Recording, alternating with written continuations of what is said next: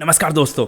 आज हम बात करेंगे आपको, जब मैंने पिछली बार बताया था कि 10 बेस्ट म्यूचुअल फंड कौन से रहे हैं स्मॉल कैप कैटेगरी में, मिड कैप कैटेगरी में, तो आज हम मिड कैप कैटेगरी लेके आए हैं और मैं 4 फंड को कंपेयर करूंगा और जिसमें से टॉप 2, टॉप 3, टॉप 4 फंड हम निकालेंगे और मोतीलाल के साथ हम किसको रख सकते हैं। तो मोतीलाल इस बहस का, इस कंपैरिजन का हिस्सा नहीं रहेंगे क्योंकि बहुत ख़राब किया है 2025 में, तो लोग बेमतलब पैनिक में आ जाते हैं। इसलिए फंड अच्छा है लेकिन बहुत एग्रेसिव है। तो अगर मैं एक एग्रेसिव मिड कैप के साथ एक मिड कैप और रखना चाहूँ, बेस्ट कॉम्बिनेशन बनाना चाहूँ मिड कैप का अपने पोर्टफोलियो में, तो वो कौन सा रहेगा। ठीक है, इस वीडियो का जवाब बहुत मतलब इसका आंसर वीडियो में बहुत जल्दी मिल जाएगा। लेकिन अगर आपके पास मोतीलाल नहीं है और आप अपना कॉम्बिनेशन नए सिरे से बनाना चाहते हैं तो वो भी आपको पता लग जाएगा आप कैसे बना सकते हैं। चलिए स्क्रीन पे चलते हैं बिना डिले करें। यहाँ पे सबसे पहले हमने लास्ट बार बात करी थी ITI और वाईटॉक सबसे ऊपर थे।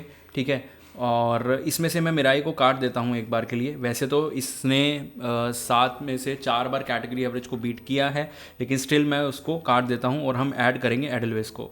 एडलविस 8 में से 11 बार कैटेगरी एवरेज, मोतीलाल ओसवाल 11 में से 7 बार और कोटक 11 में से 7 बार।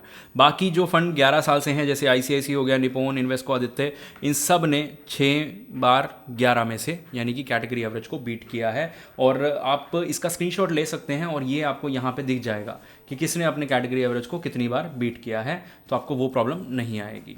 ठीक है, अब नीचे चलेंगे। हमने 4 बेस्ट मिड कैप उठाए हैं और 4 मैं बेस्ट क्यों बोल रहा हूँ कि HDFC mid cap one of the best mid cap रहा है। एडलविस आपको पता ही है 10 में से 8 बार, 10 में से 7 बार, निप्पॉन इंडिया 10 में से 6 बार।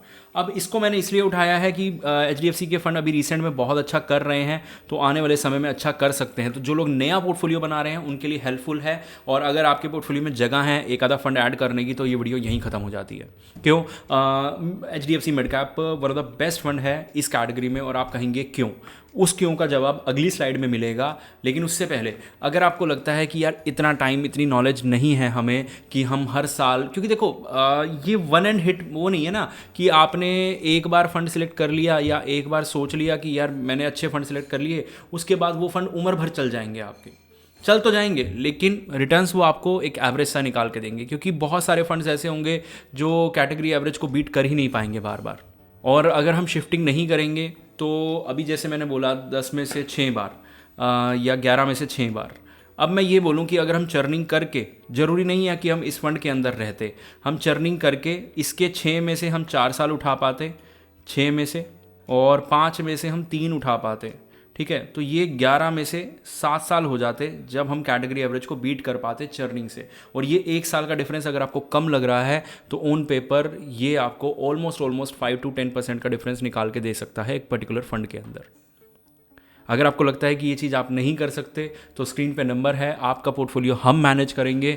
अब यहाँ पे मैंने बोला कि रिकवरी सबसे बेस्ट तो इसके अंदर हुई है HDFC में। एडलविस हमेशा से अच्छा रहा है, तो कोई नो सरप्राइज वाली बात रही है। कोटक 2025 में अच्छा नहीं रहा, वो ख़राब परफॉर्मेंस अभी भी चल रहा है। और निप्पॉन ठीक ठीक रहा है।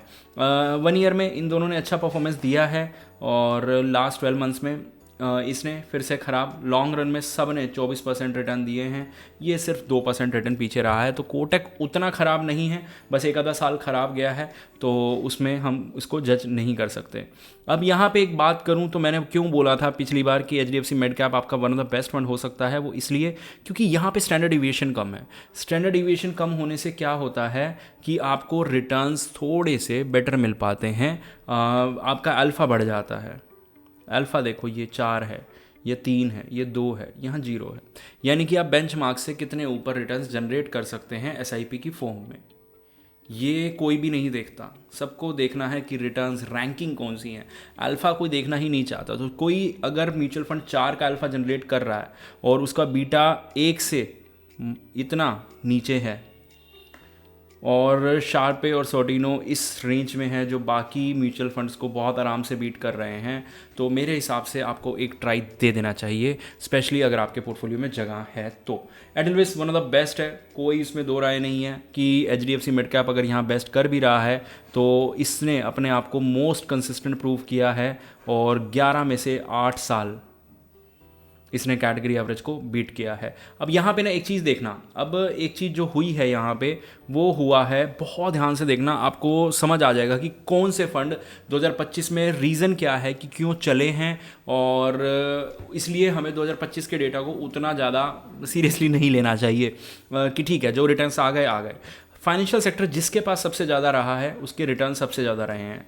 अब अगर मैं बोलूँ पहले नंबर पे रिटर्न इसके रहे हैं, ठीक है, दूसरे पे इसके, तीसरे पे इसके और चौथे पे इसके, एक बार के लिए मान लेते हैं। वैसे तो ये दोनों ऑलमोस्ट बराबर ही रहे हैं, ठीक है। तो इसमें आप देख लो नंबर 1, क्योंकि सबसे ज़्यादा फाइनेंशियल सेक्टर ही था इनके पास।